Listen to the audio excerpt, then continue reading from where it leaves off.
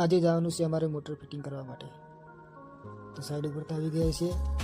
જુઓ બોર કેપ, નેપલ બોરની પંપની, engine motor છે, જારી, સ્ટીલની જારી, વાયરિંગ ટેપ, પાઇપ, રસ્સો, વાયર અને આ છે બોર.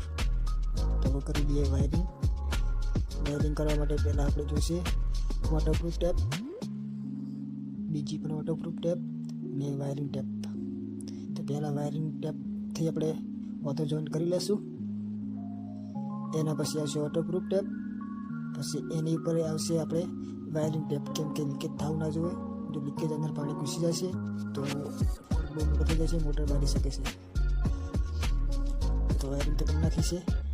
અને વોટરપ્રૂફ ટેપ અને મોટરમાં પાણી ભરવું જરૂરી છે, કેમ કે નહીં ભરવું તો પાણી મોટર ભરી જશે.